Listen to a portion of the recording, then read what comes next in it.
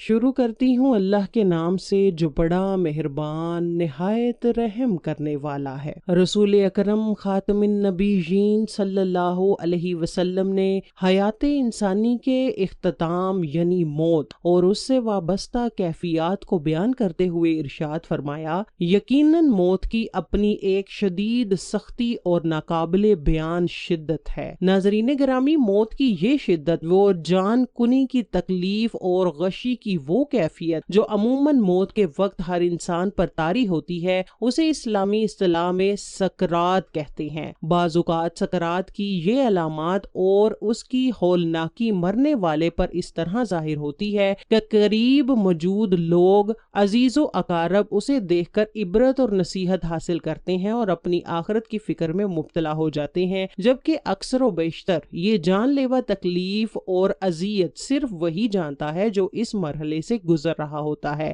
یا پھر اس کا پروردگار ہی اس کی داخلی کیفیت اور کرب سے پوری طرح واقف ہوتا ہے۔ بلا شبہ موت سے پہلے سکرات کی یہ حالت ہر ذی روح پر سوائے اللہ کے خاص بندوں کے طاری ہوتی ہے، لیکن 5 ایسے خوش نصیب افراد بھی ہیں جنہیں موت کے وقت اس شدید تکلیف، اذیت اور سختی سے نہیں گزرنا پڑے گا۔ ان کی روح نہایت آسانی، سکون اور سہولت کے ساتھ قبض کر لی جائے گی۔ جب انسان کے سانس اکھڑ رہے ہوتے ہیں اور زندگی کی ڈور ٹوٹنے کے قریب ہوتی ہے تو کہا جاتا ہے کہ اس عالم نظام میں انسان کی آدھی روح اس کے جسم میں ہوتی ہے اور آدھی باہر نکل چکی ہوتی ہے، جس کی وجہ سے انسان کو ایک ناقابل تصور اور شدید تکلیف برداشت کرنی پڑتی ہے۔ اس وقت انسان کو بار بار شدید پیاس محسوس ہوتی ہے اور حالت یہ ہوتی ہے کہ اگر اسے دنیا بھر کا پانی بھی پلا دیا جائے تو بھی اس کی پیاس نہیں بجھتی۔ جب ملک الموت فرشتہ اجل اس کی روح قبض کر رہا ہوتا ہے تو مرنے والے کو بے انتہا کرب اور اذیت کا سامنا ہوتا ہے۔ اس تکلیف کی نوعیت اور شدت کا حقیقی بیان کرنا انسانی الفاظ کی دسترس سے باہر ہے، کیونکہ اس کرب و اذیت کی حقیقت یا تو وہ مرنے والا خود جانتا ہے یا پھر اس کے رب کو اس کا کامل علم ہوتا ہے۔ بلا شبہ یہ تکلیف اکثر مرنے والوں کی ظاہری برداشت سے باہر ہو جاتی ہے۔ امیر المومنین باب العلم سیدنا علی المرتضی کرم اللہ وجہ الکریم بیان کرتے ہیں، یا ان سے دریافت کیا گیا کہ 5 قسم کے انسان ایسے خوش قسمت ہیں کہ جب ان کی روح قبض کی جائے گی تو انہیں ان کی تکلیف کا احساس تک نہ ہوگا اور فرشتہ اجل نہایت نرمی اور آسانی سے ان کی روح قبض کر لے گا۔ جب حضرت علی سے پوچھا گیا، اے رسول اکرم صلی اللہ علیہ وسلم کے محبوب داماد، وہ کون سے 5 خوش نصیب لوگ ہیں جن کو جان نکلتے وقت ذرہ برابر بھی تکلیف محسوس نہ ہوگی؟ سیدنا علی نے فرمایا، ان میں سب سے پہلا وہ شخص ہے جو اللہ کی رضا اور خوشنودی حاصل کرنے کے لیے اور نبی اکرم کی سنت پر عمل کرتے ہوئے باقاعدگی سے اخلاص نیت کے ساتھ اور پوشیدہ طور پر صدقہ و خیرات کرتا ہے۔ صدقہ اور خیرات کرنے والے کی روح اس طرح سہولت سے قبض ہو جاتی ہے کہ اسے اس کا علم تک نہیں ہوگا۔ اس سے مراد یہ ہے کہ ایسا انسان جو اپنے حلال مال و دولت کو محض اللہ تعالیٰ کی خوشنودی اور اس کے رسول مقبول صلی اللہ علیہ وسلم کی رضا حاصل کرنے کی نیت سے بغیر کسی ریاکاری یا نمود و نمائش کے اس طرح خرچ کرتا ہے کہ کسی دوسرے کو اس کی خبر تک نہیں ہوتی، تو اس نے اللہ کی راہ میں اپنے کسی ضرورت مند بھائی یا بہن کی خاموشی سے مدد کی ہے۔ ایسے مخلص اور سخی بندے کو بھی موت کے وقت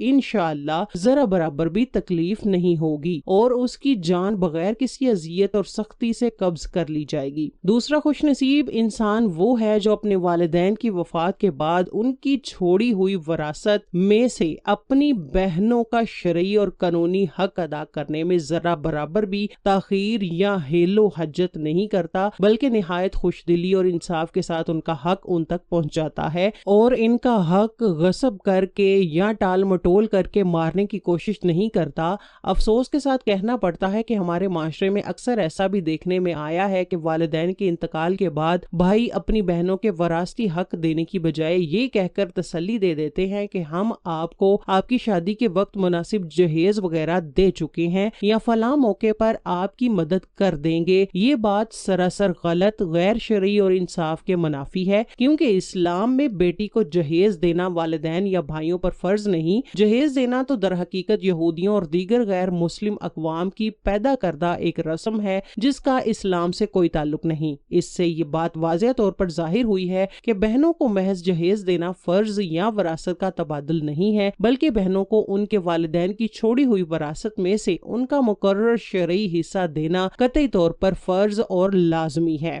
کچھ لوگ اپنی بہنوں کو ان کے وراثتی حصے سے محروم کر دیتے ہیں اور خود ہی سارے ترکہ کے مالک بن بیٹھتے ہیں۔ اگر بھائی ایسا سنگین گناہ کرتے ہیں تو انہیں روز قیامت اللہ کی عدالت میں اس کا سخت حساب دینا ہوگا۔ اگرچہ وہ دنیا میں بہنوں کا حصہ نہ دینے سے یا انہیں دھوکہ دینے سے شاید وقتی طور پر بچ جائیں، لیکن آخرت میں ان کی بخشش اور نجات ہرگز ممکن نہیں ہوگی جب تک کہ وہ حقدار کا حق ادا نہ کر دیں یا بہنیں خوش دلی سے معاف نہ کر دیں۔ احادیث مبارکہ میں بہنوں اور دیگر ورثہ کے حقوق کی ادائیگی کے بارے میں بڑی تفصیل اور تاکید کے ساتھ بیان کیا گیا ہے۔ حضرت سعید بن زید سے مروی ہے کہ نبی اکرم صلی اللہ علیہ وسلم نے فرمایا ہے کہ جو کوئی انسان تھوڑی سی زمین بھی کسی دوسرے انسان سے ظلم و ستم یا زبردستی سے چھینے گا تو قیامت کے دن 7 آسمانوں اور 7 زمینوں سے اتنی ہی زمین اس ظالم انسان کے گلے میں ایک بھاری توق بنا کر ڈالی جائے گی۔ ایک اور حدیث حضرت انس سے مروی ہے کہ نبی اکرم صلی اللہ علیہ وسلم نے فرمایا ہے کہ جو انسان اپنے کسی بھائی یا بہن یا کسی بھی شرعی وراثت یعنی اس کے شرعی وراثتی حصے میں کسی قسم کی ہیرا پھیری،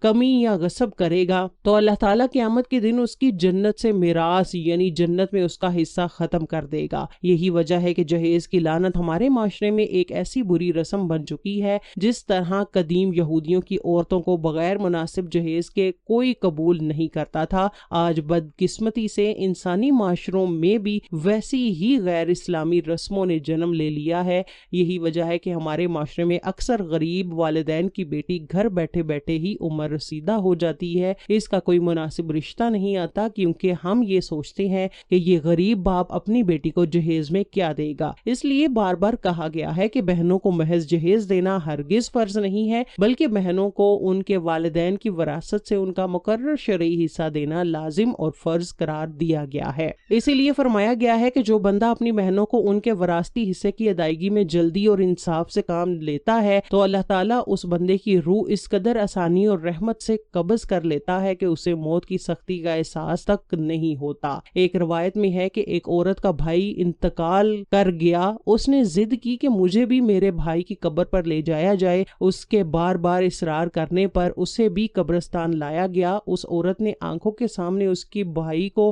قبر میں اتارتے ہوئے دفن کرتے ہوئے دیکھا۔ دفن کرنے کے بعد جب دعا کا وقت آیا تو وہ بہن تمام جنازے والوں کے سامنے رو رو کر اللہ تعالیٰ سے یہ دعا کرنے لگی، اے اللہ آج انصاف کا دن آ گیا ہے، میرے ساتھ بھی انصاف کرنا، میرے اس ظالم بھائی کو اپنی رحمت سے اسی طرح دور کر دے جس طرح اس نے مجھے میرے شرعی وراثتی حصے سے ساری زندگی دور رکھا اور محروم کر دیا تھا۔ میرے معصوم بچے رو رو کر ایک ایک نوالے کو ترستے رہے، پر میرے اس سنگ دل بھائی کو ان ننھے منھے بھوک سے بلکتے بچوں پر ذرا بھی ترس نہ آیا۔ میرے اس ظالم بھائی نے مجھے اپنے بچوں کو حرام کا گوشت کھلانے یعنی انتہائی مجبوری میں غلط ذرائع اختیار کرنے پر مجبور کر دیا تھا۔ اے مسلمانوں، اپنی بہنوں کو ان کے وراثت میں جائز حصہ دے کر ان سے دعا اور خوشنودی کی امید رکھا کرو تاکہ اللہ تعالی ہماری سب کی مغفرت اور بخشش ان نیک بہنوں کی دعاؤں کے صدقے فرما دے، آمین۔ بہنوں کا حق کھانا اتنا بڑا گناہ ہے کہ اسے بعض روایات میں خنزیر کا گوشت کھانے کے برابر قرار دیا گیا ہے۔ حضرت سیدنا علی نے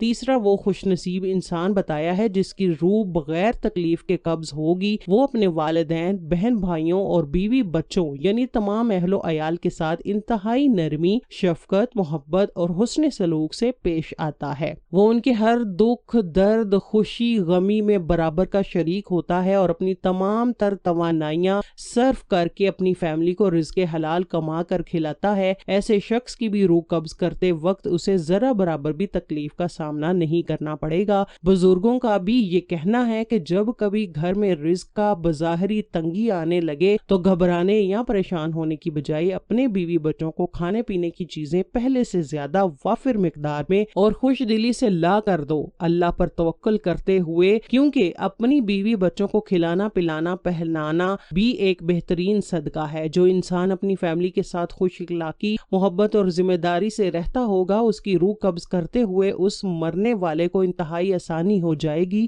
اور اسے موت کی کوئی خاص تکلیف محسوس نہیں ہوگی۔ حضرت سیدنا نے چوتھا وہ انسان بتایا جس کی روح بغیر کسی شدید تکلیف کے قبض کر لی جائے گی۔ وہ ایسا مخلص نمازی ہے جو نماز ادا کرتے وقت یہ بات اپنے دل و دماغ میں مستحضر رکھتا ہو کہ جو نماز میں ادا کر رہا ہوں وہ میرے پیارے نبی اکرم کی آنکھوں کی ٹھنڈک ہے۔ وہ سمجھتا ہو کہ نماز دین کا مضبوط ترین ستون ہے۔ نماز انسان کی بخشش اور مغفرت کا اہم ذریعہ ہے۔ نماز مومن کی معراج ہے اور نماز ہی ہے جو ایک سچے مسلمان اور کافر و منکر کے درمیان واضح فرق اور امتیاز پیدا کرتی ہے۔ ایسے باشعور اور مخلص نماز کی جان بھی بڑی آسانی اور سکون سے نکلتی ہے۔ اسے پتہ بھی نہیں چلتا کہ کب فرشتہ اجل اس کی روح قبض کر کے لے گیا۔ پانچواں خوش نصیب وہ شخص ہے جو نہ صرف خود کو کثرت سے قرآن مجید کی تلاوت کرتا ہے بلکہ دوسروں کو بھی اس کی تعلیم دیتا ہوا اور انہیں پڑھاتا ہو۔ پھر آپ نے فرمایا کہ راتوں کو اٹھ اٹھ کر اللہ کے حضور قرآن پاک کی تلاوت کیا کرو، کیونکہ اس وقت تہجد اور پچھلی رات میں اللہ تعالیٰ خود اپنے بندوں کو پکار کر فرما رہا ہوتا ہے کوئی مانگنے والا کہ میں اسے عطا کروں، ہے کوئی بخشش طلب کرنے والا کہ میں اسے بخش دوں، ہے کوئی دعا کرنے والا کہ میں اس کی دعا قبول کروں۔ اے میرے بندے مانگ، تو کیا مانگتا ہے، میں تجھے تیری ہر جائز خواہش کے مطابق عطا کروں گا۔ سبحان اللہ۔ قرآن پاک کی تلاوت رو رو کر، گڑ گڑا کر اور اس کے معنی میں ڈوب کر کیا کرو، کیونکہ اللہ تعالیٰ ایسے خلوص دل سے تلاوت کرنے والے کی دعا قبول ضرور فرماتا ہے۔ اور اگر اللہ کے خوف یا محبت میں رونا نہ بھی آئے تو کم از کم رونے جیسی صورت اور کیفیت بنا لیا کرو۔ قرآن پاک خود پڑھنے والا اور دوسروں کو اس کی تعلیم دینے والے کی جان بھی اس طرح آسانی سے قبض ہو جائے گی کہ اسے ذرا برابر بھی تکلیف محسوس نہیں ہوگی۔ اللہ پاک سے عاجزانہ دعا ہے کہ جب ہمارا بھی وقت نزا اور عالم سکرات آئے تو وہ ہمیں اپنی خاص رحمت سے سکرات کے ان شدید سختیوں اور ناقابل بیان تکلیف سے محفوظ رکھے اور ہمارا اس دنیا سے جاتے وقت خاتمہ کامل ایمان پر ہو۔ اے اللہ پاک ہماری اس دعا کو اپنے حبیب صلی اللہ علیہ وسلم کے صدقے قبول و منظور فرما لے، آمین یا رب العالمین۔